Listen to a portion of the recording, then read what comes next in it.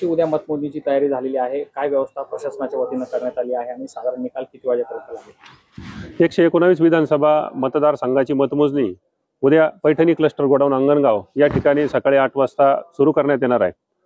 यामध्ये सर्वप्रथम 8 वाजता टपाली मतपत्रिकांची मतमोजणी 5 टेबलवरती करण्यात येणार आहे।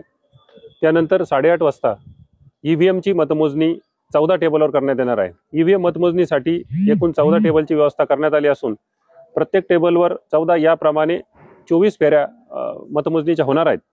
त्याचबरोबर ETPBS सर्व्हिस वोटरच्या ज्या मतपत्रिका प्राप्त झाल्या आहेत त्यांची मतमोजणी सकाळी 8 वाजता सुरू करण्यात येणार आहे। अशा प्रकारे साधारण दुपारपर्यंत निम्म्या फेऱ्या होणं अपेक्षित आहे, त्याप्रमाणे नियोजन करण्यात आलेलं आहे।